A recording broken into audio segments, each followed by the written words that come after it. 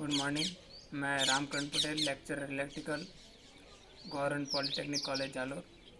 हम पढ़ रहे हैं EE 306 इलेक्ट्रिकल मशीन।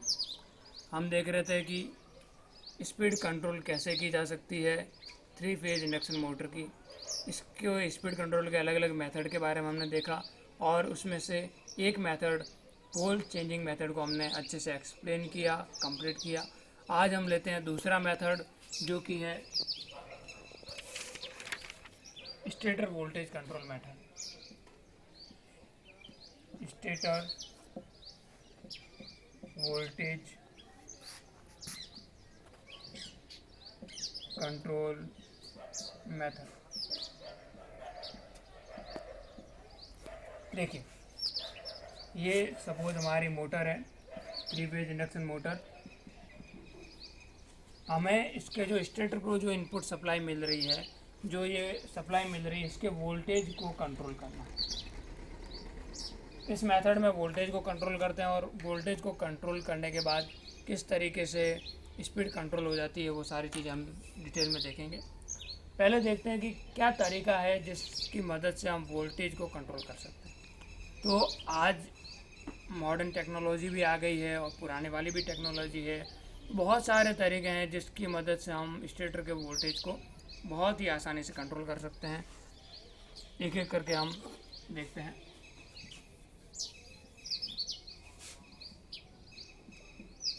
देखिए, पहला जो तरीका ये हो सकता है कि एक्सटर्नल रेजिस्टेंस को अगर हम कनेक्ट कर दें इसके स्टेटर सर्किट में,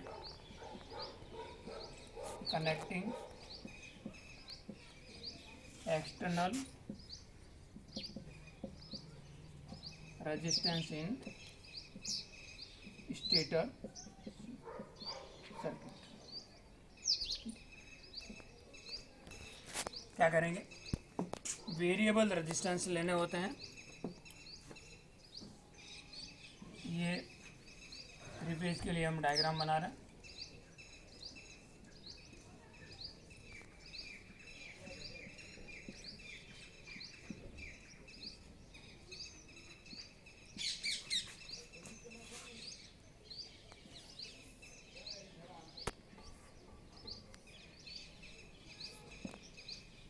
ये हमारी 3 phase induction motor.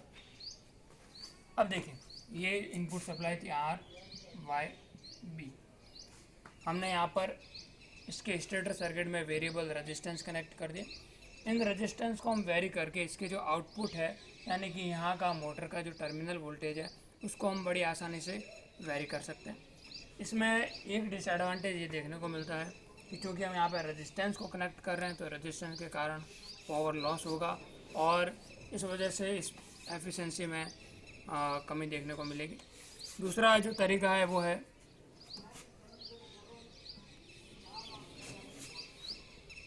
Connecting external variable inductance इन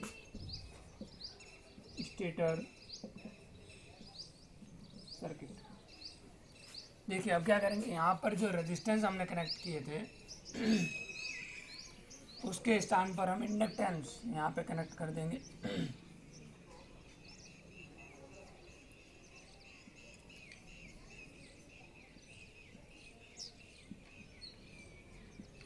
ठीक है, रेजिस्टेंस के स्थान पे इंडक्टेंस कनेक्ट करने से जो उसमें एनर्जी लॉस हो रही थी, पावर वेस्टेज हो रहा था, वो यहाँ पर बहुत कम हो जाएगा और जो इसका जो बड़ा डिसएडवांटेज हमें सामने देखने को मिल रहा था वो यहाँ पर ख़त्म हो जाता है।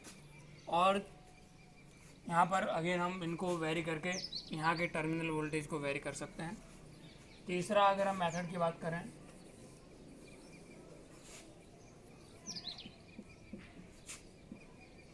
Bye connecting auto transformer.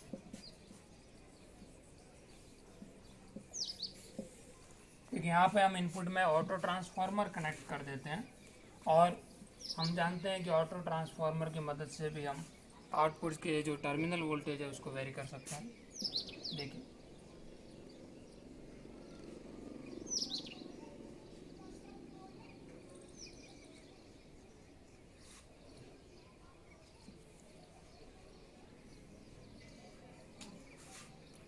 ये है हमारा आर, ये वाई और ये बी, आर वाई और बी।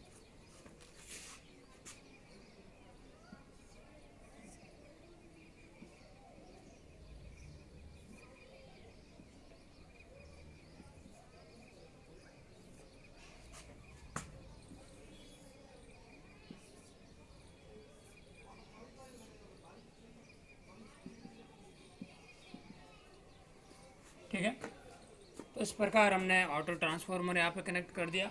और हम जानते हैं कि ऑटो ट्रांसफार्मर की नॉब को चेंज करके हम जो वोल्टेज है वो 0 वोल्ट से लेकर रेटेड वोल्टेज तक वेरी कर सकते हैं।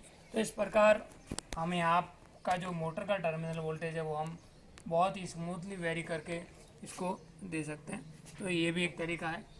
और एक जो तरीका और हम काम में ले सकते हैं वो है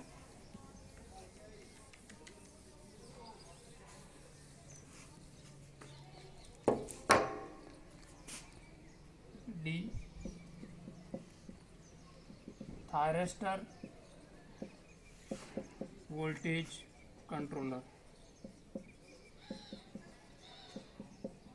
ये पावर इलेक्ट्रॉनिक्स काफ़ी डेवलप्ड हो चुकी है और जिसकी मदद से भी हम वोल्टेज को वेरी कर सकते हैं, कंट्रोल कर सकते हैं। देखिए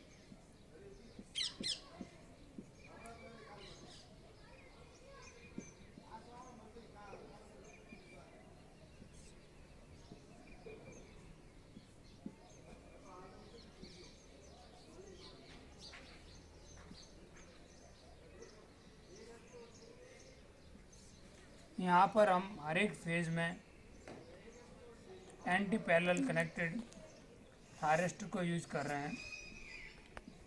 कई स्थान पर ट्राइक को भी यूज़ किया जा सकता है। ये इनपुट सप्लाई है आर वाई बी, ये एंटी पैरेलल कनेक्टेड थायरिस्टर है और यहाँ पर हमारी मशीन है जिसको हम यहाँ पर इनपुट देंगे।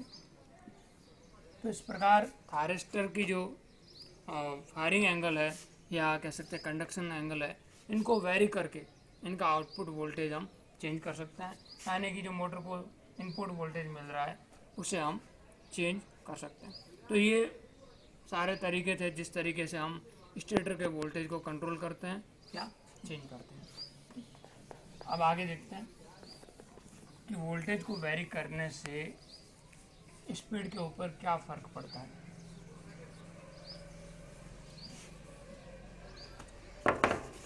देखिए, हम इसकी वर्किंग को समझने के लिए टॉर्क स्पीड कैरेक्टरिस्टिक को समझेंगे।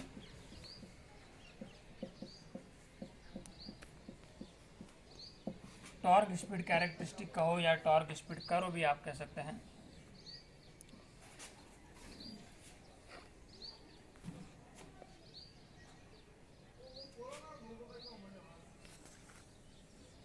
इस प्रकार से इसकी टॉर्क स्पीड कैरेक्टरिस्टिक होती है।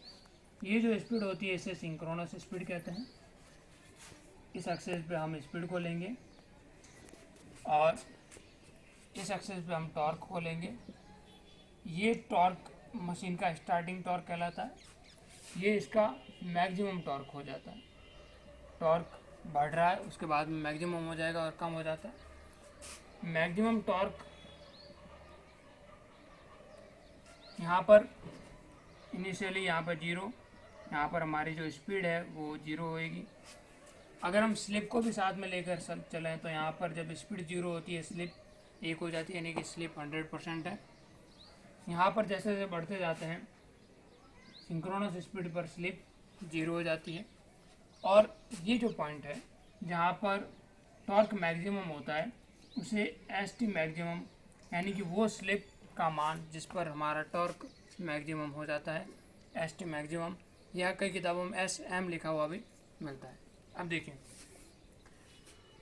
हम अगर इसके टॉर्क की बात करें, स्टार्टिंग टॉर्क या जो इसका टॉर्क है, तो टॉर्क का फॉर्मूला होता है v² r2/s divide by omega s जो कि स्पीड है, r2/s का होल स्क्वायर प्लस x2 का होल स्क्वायर। ये टॉर्क का फॉर्मूला होता है। अब देखिए यहाँ पर हमारे पास जो स्पीड है जो कि कांस्टेंट है, यहाँ पर स्पीड सिंक्रोनस स्पीड है वो कांस्टेंट है। हम किसी भी प्रकार से रेजिस्टेंस और रिएक्टेंस में कोई वेरिएशन नहीं ला रहे हैं, यानी कि R2 ये भी कांस्टेंट रहेगा, इसका जो X2 है ये भी कांस्टेंट रहेगा।